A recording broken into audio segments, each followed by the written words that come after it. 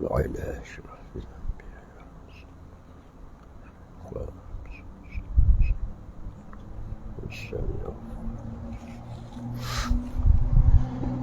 السلام عليكم ورحمة الله.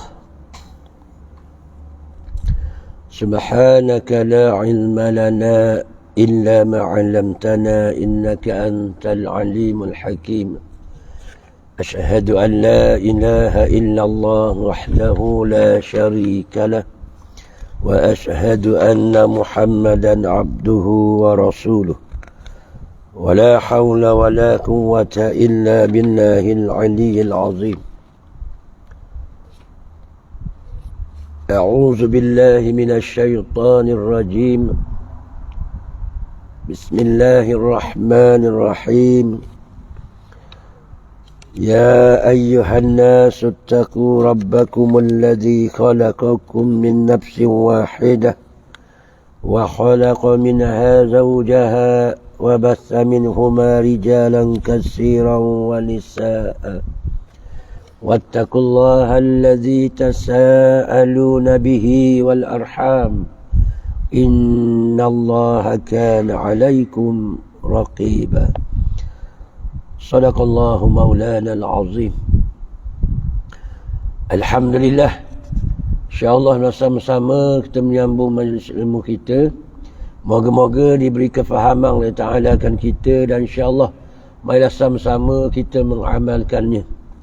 Jadi insyaAllah kita sambung kitab kita, yakni kitab Tasawwur Islam.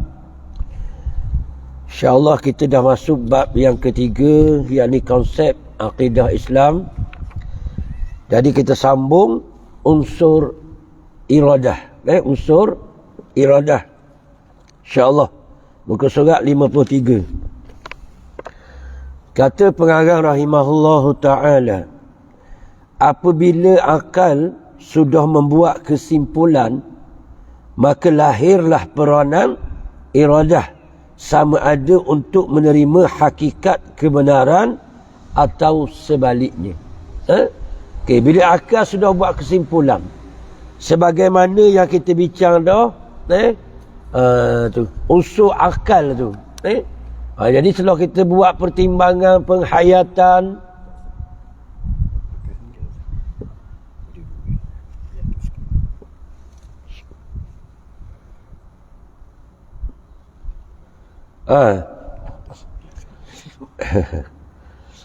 setelah kita buat unsur akal lah itu, setelah kita mengetahui, kita mengenal, kita memahami, kita menghayati, kita menimbang gitu dengan akal kita, maka kita boleh buat kesimpulan lah.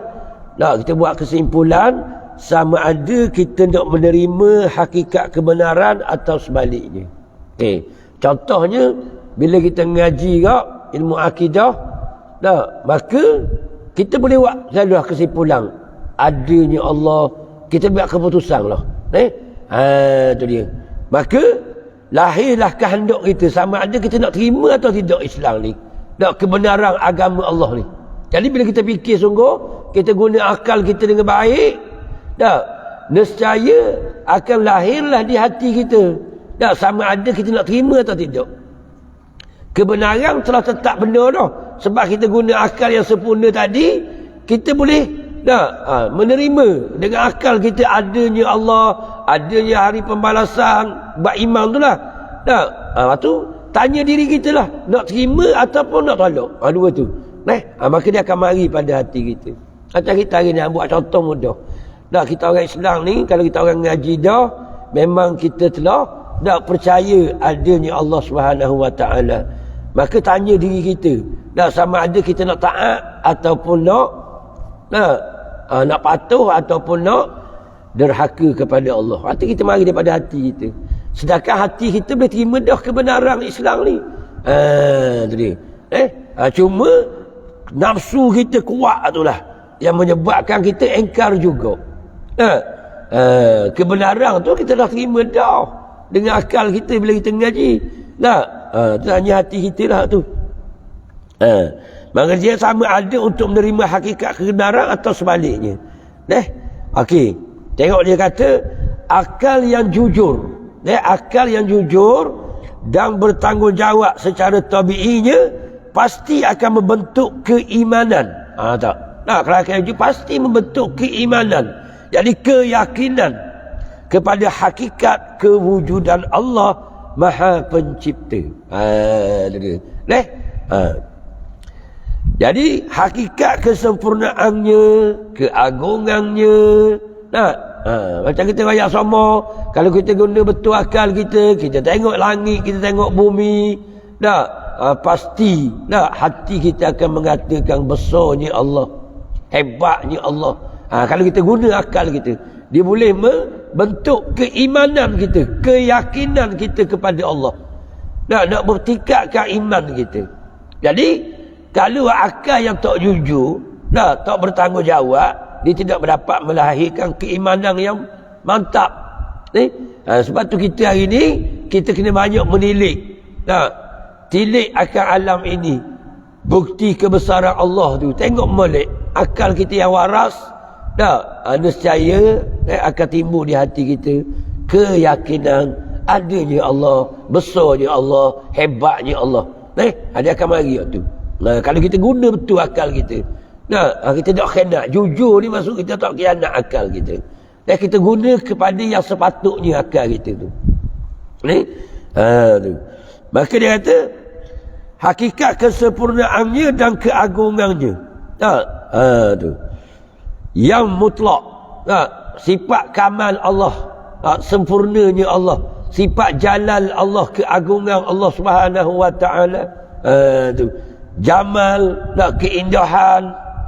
Tu kalau kita tengok kita akan nampak lah. Okey. Maka dia kata pengakuan akal kepada hakikat-hakikat tersebut secara tabi'inya dengan akan penuh kerelaan hati. Kalau kita fikir sungguh dengan rela hati, bukan paksaan pun, kita menerima kebenaran wujudnya Allah. Kita menerima kebenaran Islam ni, agama yang dibawa oleh Nabi kita Muhammad sallallahu alaihi wasallam. Dengan kerelaan hati, tak ada paksaan. Sebab kita faham. Kita boleh menerima kebenaran apa yang disampaikan oleh Nabi tu. Bukan terpaksa lah. Rela sungguh. Kita sedar sungguh. Tu dia. Itu akal yang waras. Akal yang jujur, dia akan membuahkan keimanan. Jadi kita kena banyak guna akal lah, mikir. Kata maka pada ketika itu terbentuklah binaan akidah keimanan. Terbentuklah binaan akidah. Keimanan kita, keyakinan kita yang teguh. Kalau tengok bangunan yang teguh, gagah. Tu. Walaupun mari angin kuat setara mana pun tak gogeh, tak cabut lah. Teguh sungguh. Itu baru boleh membentuk binaan akidah keimanan. Itu dia. Jadi kita kena guna akal kita sebaik mungkin. Batu amun ayat sama, kita jangan guna akal kita ke benda lain. Mikir tak ke benda yang tidak bermanfaat. Benda yang tidak meyakinkan kita kepada Allah. Ada ayat cara tu akal. Kita mikir macam mana nak membina iman kita, nak memantapkan iman kita. Itu yang perlu kita guna, yang perlu kita fikir dengan akal kita tu. Jangan rosakkan akal kita dengan memikirkan benda-benda yang tidak bermanfaat. Jadi hari ni akal kita jadi beku. Akal kita tak berfungsi dengan baik sebab kita rosakkan akal kita dengan memikirkan benda-benda yang tak bermanfaat. Jadi benda-benda yang sia-sia. Jadi kita guna otak kita. Maka di sinilah kerugian lah kita. Kita tak jujur. Maka dia kata sebagaimana yang dinyatakan oleh Allah dalam firman-Nya. Inna hadainahu sabila imma syakiran wa imma kafura. Maksudnya sesungguhnya kami telah menunjukkan keadaannya akan jalan. Tuhan Ta'ala beritahu. Jalan salah. Maka mana ni? Jalan yang benar ataupun yang salah, maka terserahlah kepadanya. Sama ada ia orang tu lah nak bersyukur dengan beriman dan taat, ataupun ia berlaku kufur dengan mengingkari kebenaran ataupun menderhaka. Itulah Allah Ta'ala tunjuk dah jalan. Yang mana benar dan yang mana salah. Yang ni Al-Quran tu lah. Nabi bagi bawa Al-Furqan yang dapat membeza yang mana hak dan yang mana batil. Maka terserahlah kepada individu tu, kita lah, sama ada nak syukur ataupun nak kufur. Tu. Sama ada kita nak beriman ataupun nak derhaka. Tak percaya, ingkar ataupun kita derhaka. Tu surah Al-Insan ayat 3. Ni. Sebab Allah dia beritahu kepada kita dulu, dia menerangkan kepada kita dulu yang hak dan yang batil. Tu barulah dia perintah kepada kita sama ada nak taat ataupun nak derhaka. Tu dia. Sebab tu bila kita mengaji ilmu akidah, yakin dah Allah sebagai Tuhan, kita sebagai hamba, ikut nak derhaka ke nak taat lah pergi. Macam kita hari ni tanya, beriman tak kepada Allah? Beriman. Dia apa melawan kau? Nampak? Apa melawan kau Allah? Kita kata lah, kata mu beriman, percaya ada Allah. Dah nak buat wanda bawah kata. Masa dah kita ni orang awam ni. Dia buat sedap je. Kita orang awam nak buat wanda. Kita percaya neraka ada. Tapi yalah nak buat wanda muda lagi kata. Tua-tua lagi aku tabak lah. Apa lagi?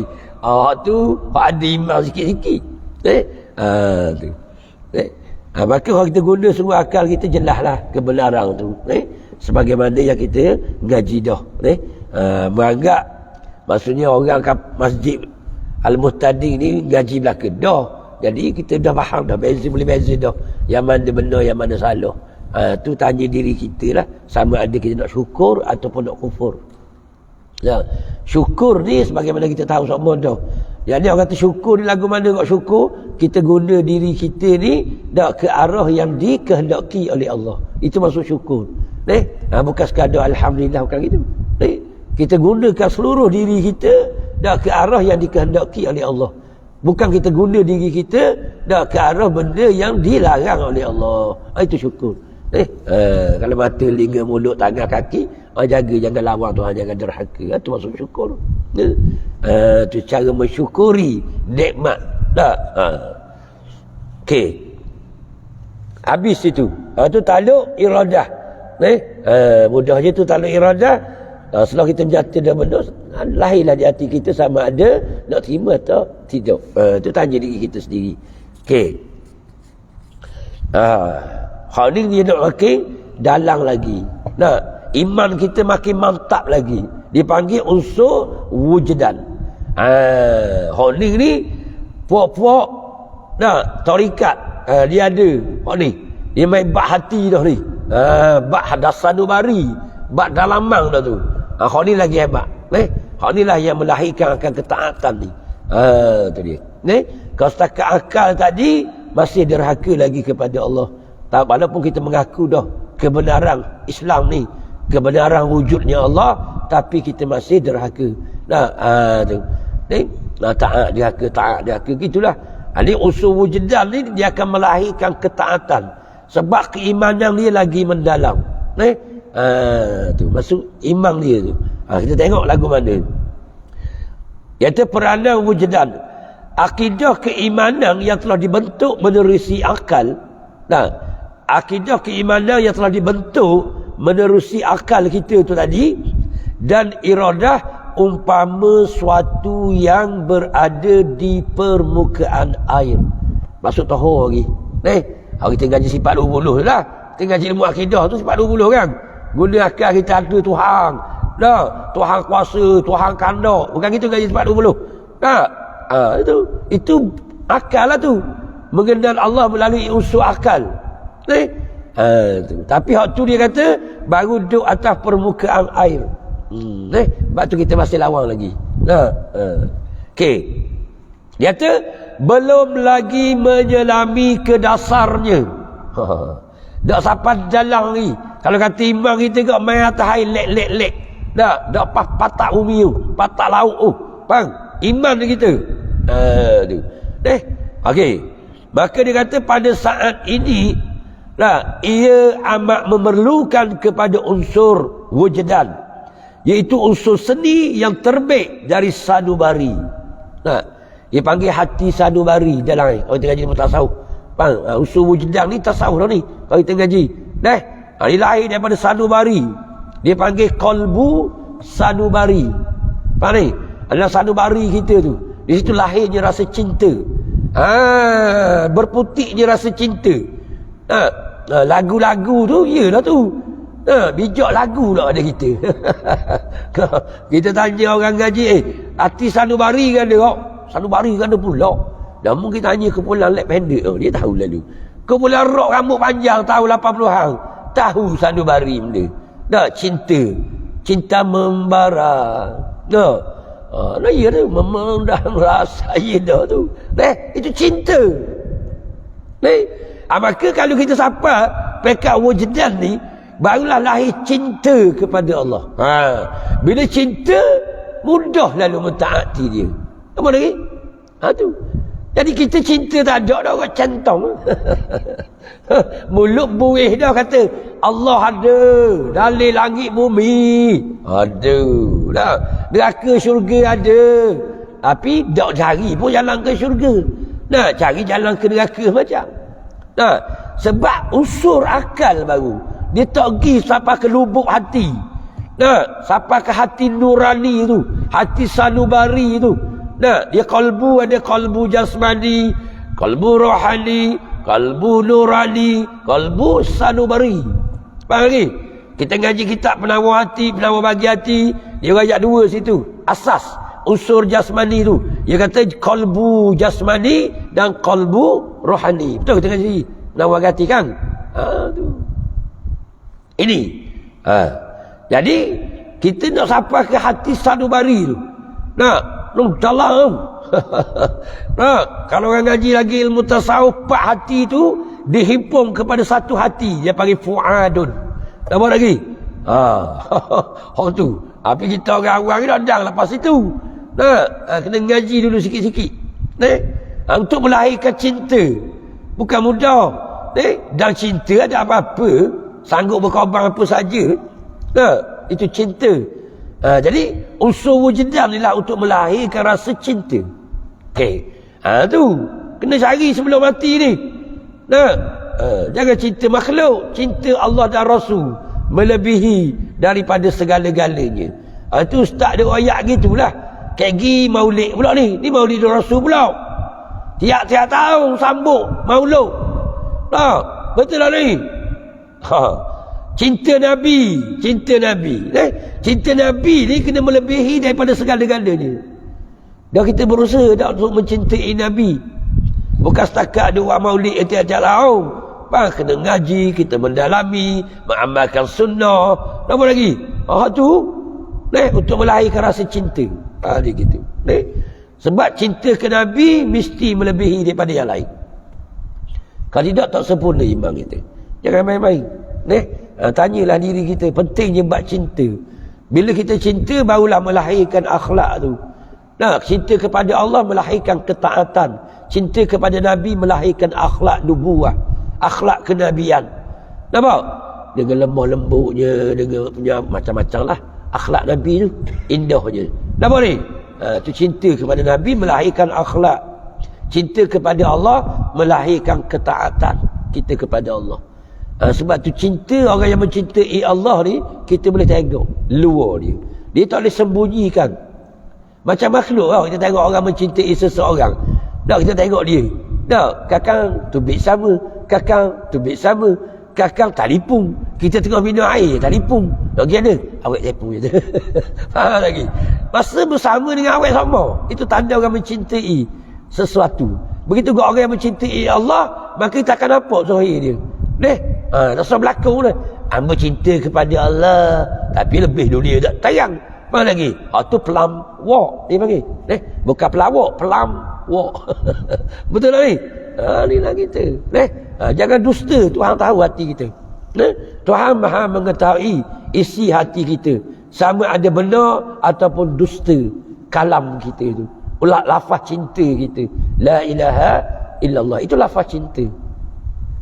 La ilaha illallah tu lafaz cinta. Nak cinta apa? Tak ada lain dah, aku sayangmu je. Nampak lagi orang kita kahwin kita, yang seorang je yang abang sayang, dulu kini and selamanya. Nah, abang sanggup berkorban apa saja untuk yang. Dah. Bini pun kata, dia beli lemang kali ke mamang. Macam-macam alasan wi. Itu pelang wak. Bagi cinta. Betul tak? Tu. Macam kita kata, la ilaha illallah. Allah je kekasihku. Allah je yang ku tuntut. Allah je yang ku rindu. Tu baru tu. Jadi, buktikanlah. Dengan ketaatan tu. Ni berat nanang. Taat tu berat nanang. Sebab apa? Sebab unsur wujdan ni tidak ada pada diri dia. Akal, beres dah. Dalil langit bumi gunung ganang jelas. Allah itu wujud. Yakin. Dipanggil itu ba'aqidah. Ba'itiqad. Nah, kita kena faham. Sebab tu ulama wa ilmu ni dia buat kategori ilmu. Okey, ilmu akidah dipanggil ilmu i'tiqad, ilmu pegangan. Betul ni? Ilmu tasawuf, ilmu musyahadah. Nampak? Ilmu i'tiqad ni ilmu sifat bunuh, pegang Allah tu ada, nak buat pegangan je. Allah tu ada, Allah berkuasa, Allah segala-galanya. Itu akidah. Tasawuf, ilmu musyahadah, memandang akan kekuasaan Allah. Bukan kata, akidah tadi kata Allah kuasa. Ilmu tasawuf, melihat kebesaran Allah, kemurahan Allah, kasih sayang Allah. Itu ilmu tasawuf. Ilmu musyahadah. Dia ada dua kan, tauhid kita. Satu tauhid awam, satu lagi tauhid khusus. Tu. Jadi tauhid khusus lah, dia musyahadah, dia memandang akan kebesaran Allah. Tu. Tu buat kita nak, tu baru melahirkan ketaatan yang hebat. Okey. Maka dia kata belum lagi menyelami ke dasarnya. Tu. Pada saat ini amat memerlukan kepada unsur wujdan, iaitu unsur seni yang terbit dari sanubari yang melahirkan perasaan kasih dan cinta. Allahumma salli ala Muhammad. Kasih dan cinta Allah. Nah, hari kita nak Nabi yang bagi kasih kepada Allah. Dah bukan hubbul dunia, hubbul jah. Tu. Bukan cinta dunia, bukan cinta pangkat, hubbul ma, cinta kepada harta. Dah. Dia cinta hanya kepada Allah. Kasih hanya kepada Allah Subhanahu wa ta'ala. Tanya diri kita sendiri. Tanya diri kita. Ilmu kita kena tanya diri kita. Jika kita masih belum cinta kepada Allah, belum kasih kepada Allah, balik lagi cari jalan. Macam mana untuk dapat cinta Allah? Balik lagi. Sebab tu orang salik. Dia tak sia-siakan masa dia. Tak ada masa dia sia-sia, tak ada. Dia tak ada pergi lagu Kedah, lagu Wakah, duduk tepi pantai, naik jabatan akak, tak ada dia. Masa dia menghabiskan masa dia tu untuk meraih cinta Allah. Tu kerja dia. Sebab tu dengan cara dia zikir ke, dia tadabbur Al-Quran ke, dia menyantuni anak-anak yatim ke. Itu cara dia, cara salik. Sebab orang salik ni orang yang berjalan kepada Allah. Maka di setiap saat dan waktu dihabiskan masa dia untuk berjalan kepada Allah. Itu salik. Bukan ambil.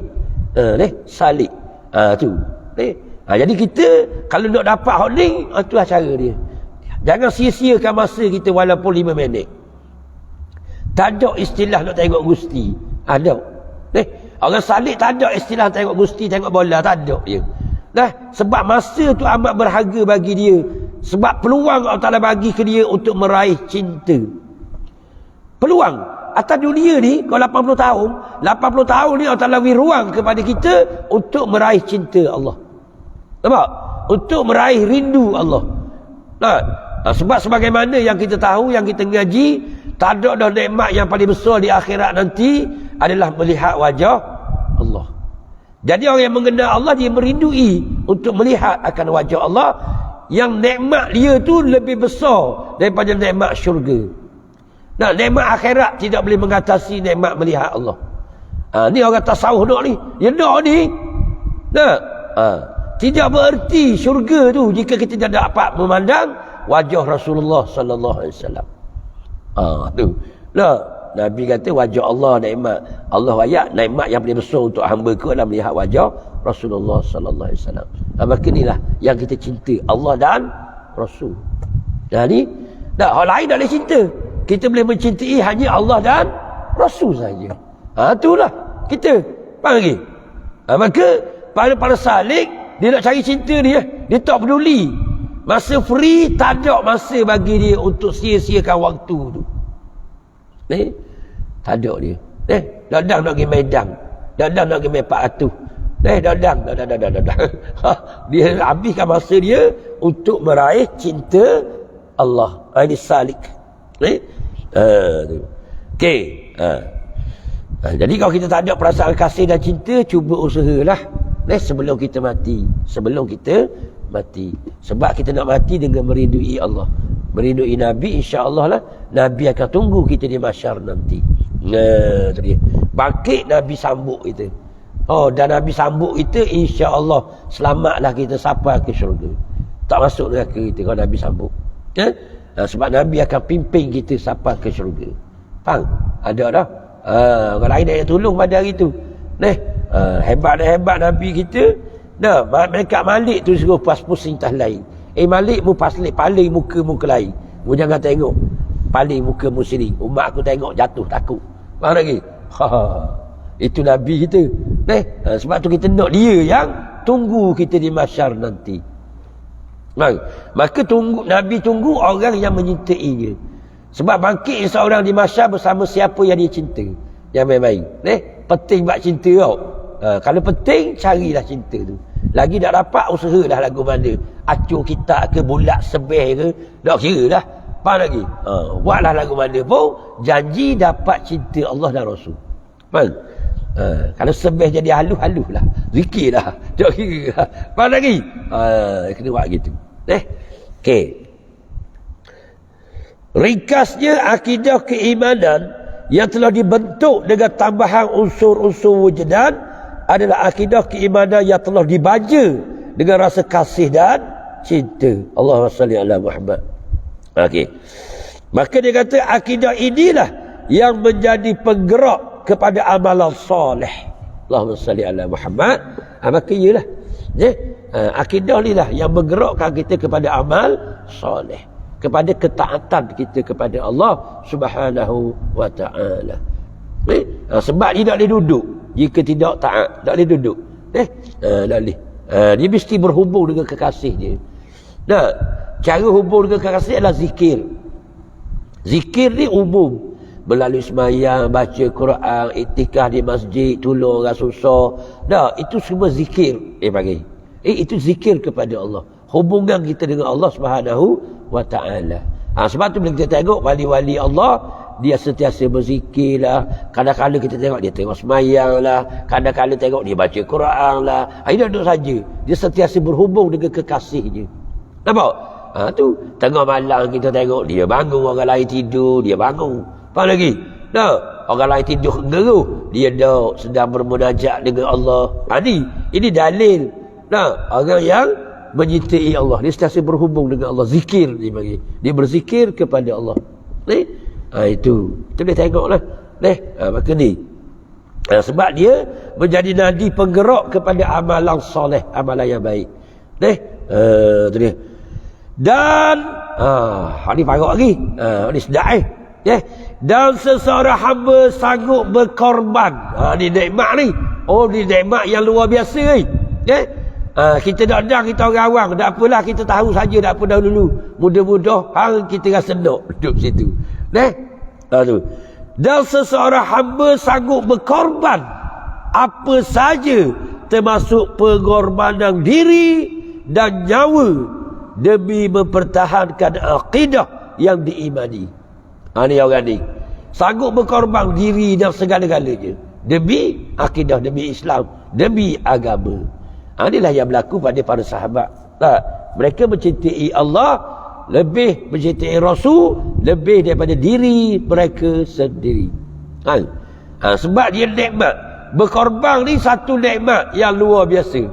Man la yazuq wa lam yadri. Orang tak rasa, tak tahu. Allahumma salli ala Muhammad. Tak tahu orang yang rasa je tahu. Sebab tu aku suka buat contoh, buat misal. Masa kita berkasih, bercinta dulu, suka tau. Kita pergi beli barang untuk kasih kita tu. Hari birthday dia contoh. Kita pergi beli kek, beli buku ke, beli tak kira lah apa ke. Suka tak kita pergi tau. suka je, naik mak je, naik motosikal Honda 70 ni. Nak pergi bandar Hokiseng, satu Hokiseng je. Naik Terengganu. Naik Hokiseng tu. Apa lagi? Nak pergi beli hadiah hari jadi. Apa lagi? Kita pergi dalam keadaan suka ke tak? Sedap je. Lepas tu orang tanya, ni untuk kasih ke? Kita kabur tu sedap dah. Untuk kasih saya ni. Sedap je. Ni nak cerita. Bila kita buat sesuatu kerana cinta. Nikmat. Begitu juga orang yang cinta kepada Allah. Dia mentaati Allah. Dia berkorban untuk Allah. Masa tenaga dia tu dengan penuh rasa nikmat. Payahlah kita. Sebab tu apa suka buat contoh tadi. Bila kita buat kepada kasih kita, ya Allah, sedap. Kasih kita ajak pergi sekayu pun kita rasa sedap ni. Suka je kita tarikh tu kita suka dah. Kita duk hitung hari. Lambatnya 18 hari bulan. Sebab nak jumpa kasih, nak berkorban ni, biarlah isi minyak utuh belanja makan pun tak apa. Kita suka. Nikmat je. Berkorban untuk kekasih. Maka inilah para sahabat arifin billah, dia rasa nikmat berkorban untuk Allah. Kita hari ni tak mau berkorban. Asal kata nak korban diri. Korban harta pun tak sanggup dah. Korban pitih tak sanggup dah untuk Allah. Allah kata buat baik ke orang miskin. Kita tak sanggup dah nak bagi makan orang miskin. Baru berkorban harta, bukan diri. Bukan nyawa itu lagi. Itu baru harta. Luar diri dia bagi. Harta ni luar pada diri kita. Hal tu kita tak sanggup dah. Ni sahabat asal kata harta. Nyawa dia berkorban untuk Allah. Mereka sanggup mati demi agama Allah. Ini sahabat, ini cinta. Ini lahir daripada cinta. Nikmat je. Sahabat mati dalam keadaan nikmat. Dia panggil mati syahid. Syuhada. Orang mati syahid, mati dalam nikmat. Betul ni? Kalau boleh dia ada 1000 nyawa lagi, dia nak mati syahid mereka. Sebab dia merasai nikmat syahid. Kita tak mahu mati syahid, takut. Mati pada jalan Allah. Mati orang bunuh kita kerana agama. Takut. Kita nak mati atas lembek. Mati tengok kenyangan. Bahan toyang seafood. Berat tu. Tak mahu mati gitu. Kita nak mati pada agama Allah. Mati berjuang di atas agama Allah. Nak mati. Kalau kita dapat mati bagaimana mati syahid. Sebagaimana sahabat. Kalau kita ada 1000 nyawa lagi, 1000 nyawa tu kita akan korbankan pada jalan Allah. Apa lagi? Maka dia lah. Maka itulah sahabat. Cinta sahabat kepada Nabi. Jika ada 1000 nyawa lagi pun 1000 nyawa lagi dia gunakan untuk Nabi SAW. Itu cinta Nabi. Inilah cerita. Hebat je. Kalau kita baca kisah-kisah, para sahabat membuktikan cintanya kepada Rasul. Sebagaimana bercerita itulah. Hombok je marah. Marah sahabat ikut Nabi. Kalau mok mati 1000 kali lagi pun, aku akan ikut Muhammad. Kau dah ikut pun. Dia kata mok je. Mok je ugut je. Tak mau makan sampai akan mati. Kalau budak tinggal agama Muhammad. Betul tak? Sahabat kata kan ni. Kalau mok ada 1000 lagi nyawa. 1000 tu saya biarkan mok mati. Daripada saya tinggal Nabi SAW. Jadi, mana ceritakan cinta Nabi mengatasi ayah-ayah kita, mak-mak kita, anak-anak kita, manusia sekaliannya. Harta kita, nyawa kita sekalipun. Mesti mencintai Nabi lebih daripada segala-galanya. Itu dipanggil asas dalam iman kita. Ni yang main-main. Kita gini dah benda mak Nabi. Kada 100 riyal, 3 Nabi berat tu. Sama kau mas pandai itu. 100 riyal, 3 Nabi berat. Sahabat diri dia tak tinggal lagi Nabi. Walaupun nyawa ku melayang. Mana? Itu cinta. Pengorbanan itu adalah menyatakan nikmat. Nikmat je korban ni. Dia kata, InsyaAllah lah Allah Ta'ala nak anugerah tak kira siapa. Tak nanti orang ilmu banyak. Nak hati yang jujur. Hati kita yang sentiasa mengharapkan cinta Allah. InsyaAllah Allah Ta'ala nak anugerah tak kira siapa. Bila Allah Ta'ala ada gerahkan rasa cinta kepada dia, baru kita akan rasa nikmat dia. Baru kita tahu gini rupanya nikmat meridui Nabi. Itulah benda. Macam mana nak temu Nabi rindu sangat ni, rindu sangat. Macam mana nak melepaskan rindu kepada Nabi? Nak tanya sekali orang muhtadi. Orang yang meridui Nabi, dia rindu sangat. Nabi dah wafat dah. Macam mana mereka nak melepaskan rindu kepada Nabi?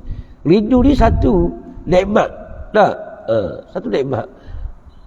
Satu penyiksaan juga orang kata. Tak? Sedangkan nikmat sebenarnya. Macam mana nak melepaskan rindu tu? Tak? Nampak kan dia? Sudah. Lanjutkan ni. Tak? Encik jawab. Jawab dalam hati sudah. Biar berjawab. Jawab dalam hati sudah. Melepaskan kerinduan kepada Nabi, yakni kita buat apa yang Nabi buat. Kita buat apa yang Nabi buat. Itu cara melepaskan rindu kepada Nabi. Maka sahabat menyatakan dengan akhlak. Sahabat menyatakan kerinduan kepada Nabi dengan menyatakan akhlak Rasulullah sallallahu alaihi wasallam. Itu cara sahabat melepaskan rindunya. Sebab tu kita nak tengok orang dalil orang yang merindui Nabi, dia melahirkan akhlak. Itu orang merindui Nabi. Bukan duk mulut aja duk. Itu dalil dia. Kita boleh tengok. Maka bila dia beramalkan akhlak Nabi tu, dia melepas kerinduan dia kepada Rasulullah SAW. Seolah-olah dia rasa Rasulullah bersama dengan dia. Macam kita duduk Kuala Lumpur, bini duduk Terengganu rindu dah 2 bulan dah balik. Rindu lajuk. Macam mana kita melepaskan rindu kita kepada bini kita? Kita tengok petang-petang gini ni, bini aku ni cara keladi ni. Apa lagi? Kita pun cara kata. Kita beli pokok keladi setok kat rumah sewa kita. Faham lagi? Tok situ. Masa ni bini aku main keladi. Kita pun main keladi, melepaskan rindu kepada bini. Itu cara dia. Ya kita teringat masa kita berasa bersama dengan dia ni. Betul tak ni? Itu contoh ulama ajar kita buat kiasan. Nak suruh kita nampak. Tapi dah sebegitu. Tapi menampaklah sikit-sikit. Kita melepaskan kerinduan kita kepada bini kita ke. Bini aku ni kalau masa ni nyapu sampah ni, kita pun nyapu macam dia dah, kita siap bersama dengan dia dah. Itu maka ni lah orang yang merindui Nabi, dia melahirkan akhlak Nabi. Sunnah tu Nabi buat tu dia buat. Tu dia gitu. Melepaskan kerinduan dia kepada Nabi sallallahu alaihi wasallam. Tu payahlah bab cinta ni. Orang nak balik tak reti. Orang yang balik je. Sebab tu Ni Aziz kata bab ketuhanan ni kalau orang tak balik tak faham. Balik kan dia buat contoh budak-budak yang tak balik kita cakap bab awet, dia tak berasa benda ke berasa. Dia tidak bab cinta budak-budak. Cerita-cerita ke hak soleh. Apa tak? Kedak sebab dia balik dah. Masuk dia reti dah laki puang. Betul tak? Inilah benda. Begitu kat ilmu ketuhanan. Allah Ta'ala ni Aziz kata, man la yazuk wa lam yadri, orang nak rasa nak tahu bab cinta Allah. Tu. Jadi kalau kita balik, kita akan rasa cinta kepada Allah. Orang tak faham apa itu cinta. Sebagaimana budak-budak tak faham erti cinta. Bila dia balik baru dia tahu. Baru dia rasa nak cari perempuan. Masa tak balik tak rasa nak cari perempuan. Ada depan pun dia tengok saja, tak ada desir pun. Sebab dia tak boleh beza lagi yang mana antara kekasih dengan kekasih. Betul? Sebab tu kita kalau balik tak kenal lagi Tuhan kau berat. Orang ni tu. Kena kenal lah. Kena kenal siapakah kekasih kita yang sebenar. Kekasih kita Nabi sallallahu alaihi wasallam. Nabi itu kekasih Allah. Apa lagi? Kekasih kita Nabi sallallahu alaihi wasallam itu kekasih kita. Betul ni? Tu. Allahumma salli ala Muhammad. Jadi kalau kita nak kasih ke Nabi kau tak balik lagi pada hakikatnya tidak balik lagi. Anak cucu 14 orang tapi tak balik sebab tak kenal erti cinta. Ni kata rugi tu. Cinta ni berkorban apa saja, harta ataupun nyawa. Nampak? Batu orang perang kalau dia kata cinta kita, sayang kita, jakit hati kita apa, bukan cinta pelawak perang. Ambil kapok belah dada pun tahu. Betul tak? Dia cerita kabang. Betul pun cerita kabang pula tengok artikel ni. Tengok ada percaya. Kita pun ambil kapok. Semua lari je. Bang, belah dada tengok ia kenal. Perang ni pelawak aja. Betul tak? Kenapa ni? Dia nak cerita mulut. Sayang bang. Geli je sedengah. Betul tak? Suruh nasi goreng pelik sikit dah uhat. Faham lagi? Cinta kan dia gitu. Kalau tu lelaki kata nak ubur, nak masa nak makan ulang. Ulang tu ada di Himalaya, banjaran Himalaya, tahu? Banjaran Himalaya kenal. Kita ngaji sains, geografi, Apa lagi? Banjaran Himalaya. Melayu. Betul tak? Ni kita tanah Malaya ni. Tu lelaki kata nak makan ulang tu hanya ada di Banjaran Malaya. Dah Himalaya tu, gi dak tarang naik kapal terbang. Apa lagi? Itu tanda cinta. Betul tak? Ni baru kabur suruh mari kapal peradung. Cari yoku nak masuk nak makan timun kuning. Dak mari dah. Dak pergi cari dah bini. Berat lawak. Tu lelaki dia nak pergi bahagau. Betul tak? Minta tolong bini. Abang lama nak makan timun kuning dekat yoku. Sigi kok yang lu dak kita kan. Nanti sehat kayak gini ya Allah, gini mengaruk nak makan macam-macam. Ya tu. Apa lagi? Tidak gini, apa? Percaya pelawak. Betul tak? Dia gitu. Dia cinta ni dibuktikan dengan pengorbanan. Pengorbanan tu. Tu dia. Okey. Mana ni? Ataupun dalam menegakkan Islam sebagai ad-din. Tak. Maka mempertahankan keimanan kita dan mengajak manusia kembali kepada Allah. Itu Islam. Berjihad pada jalan Allah lah. Fi sabilillah. Itu kita. Akidah yang ada pada kita pertahan kuat, yakin kemah kemih dah. Dok gonyang, dok cabuk dah. Maka kita ajak manusia pula kembali kepada Allah. Biar sebagaimana kita pegang kemah kemih kita. Itu bagi fi sabilillah, berjuang pada jalan Allah. Tak ada dah. Hidup kita. Cinta Allah, cinta Rasul, lepas tu berjuang pada jalan Allah. Itu matlamat hidup manusia. Bukan berpoya-poya, bukan bersuka-suka, tidak. Tu insya-Allah. Kalau ada petunjuk bagi kita, ada kekuatan, insya-Allah lah. Bila Allah campurkan rasa tu, itu hak Allah. Doa je lah. Kita doa, Rabbi firli warhamni. Dia bermula warhamni. Ni tak suruh ke. Warhamni wajburni warfa'ni warzuqni wahdini wa'afini. Wa'afini tu nak power sikit. Nama lagi? Sebab itu bagi kekuatan dalam kita. Tu. Bila kekuatan tu jatuh cinta, sumber cinta itulah melahirkan kekuatan rohani kita. Wa'afini tu kerohanian kita. Tu. Wa'fu'ani. Tu minta sungguh doa dalam sembahyang tu kan. Tu. Antara dua sujud dia panggil. Doa antara dua sujud. Sujud pertama, sujud kedua. Tengah tu kita berdoa.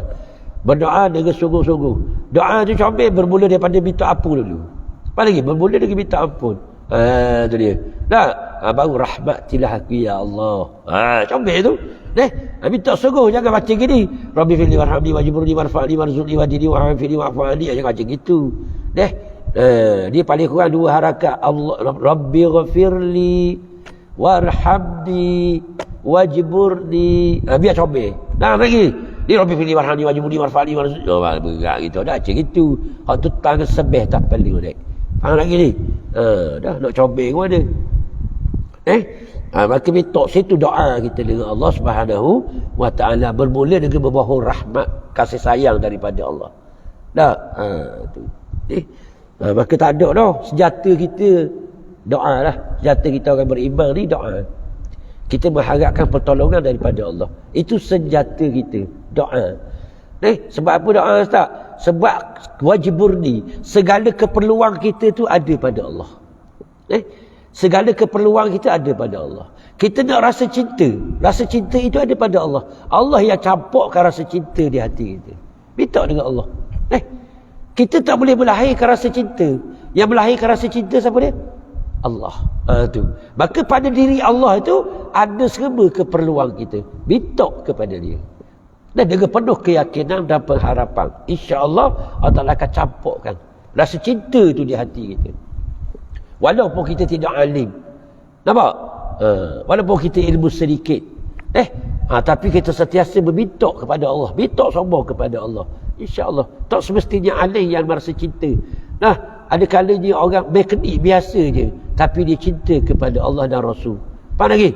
Ada ulama sekalipun tak ada rasa cinta. Ada.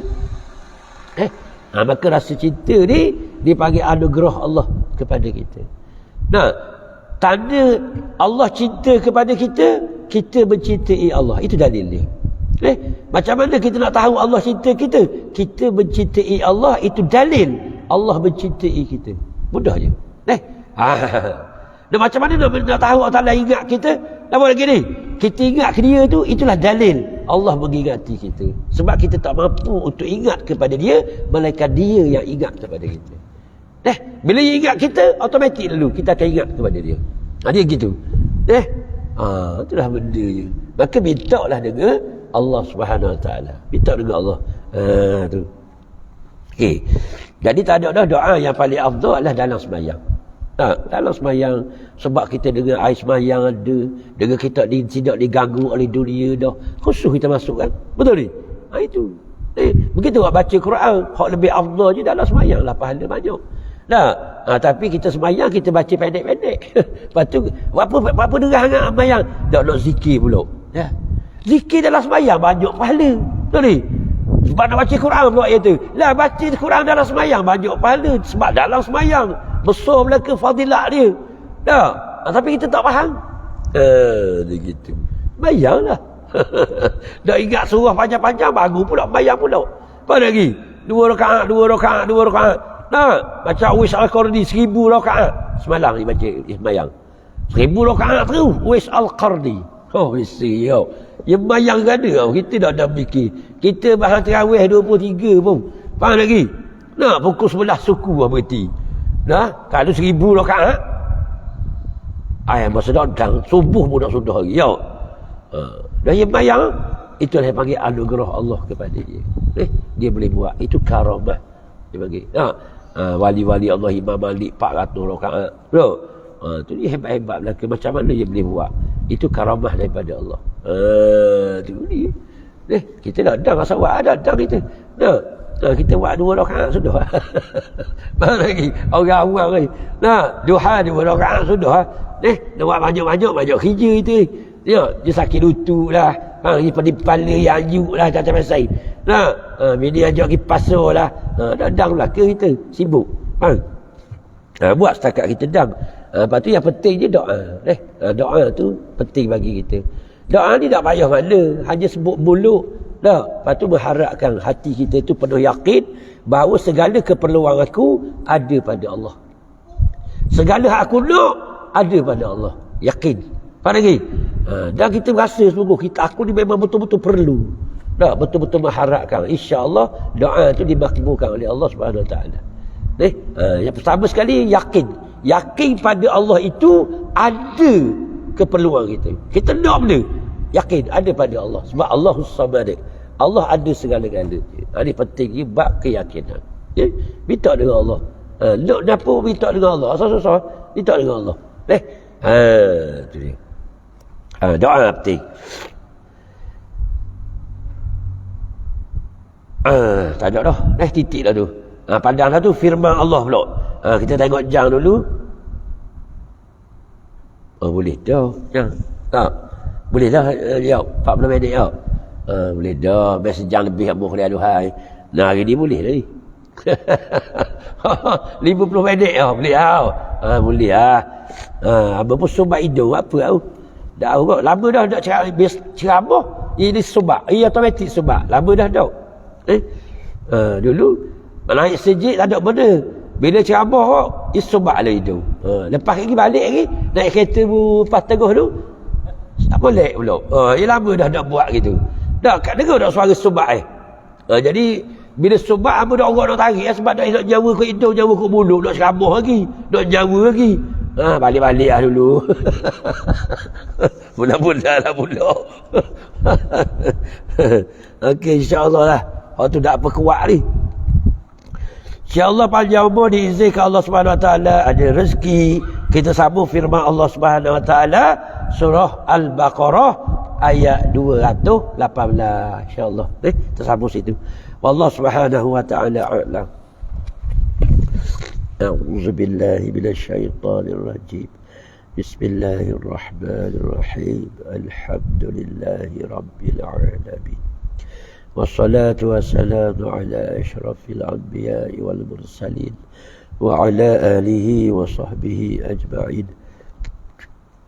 اللهم سلمنا وسلم ديننا وسلم إيماننا وسلم توحيدنا وسلم معرفتنا وسلم أرواحنا وسلم أجسادنا وسلم أرزاقنا وسلم إخواننا من المسلمين والمسلمات والمؤمنين والمؤمنات الأحياء منهم والأموات. اللهم أعنا على ذكرك وشكرك وحسن عبادتك. اللهم ربنا آتنا في الدنيا حسنة وفي الآخرة حسنة وقنا عذاب النار وقنا عذاب القبر وقنا عذاب المحشر. اللهم آخر كلامنا من الدنيا بكلمة لا إله إلا الله. وصلى الله على سيدنا محمد وعلى آله وصحبه وسلم والحمد لله رب العالمين. السلام عليكم ورحمة الله.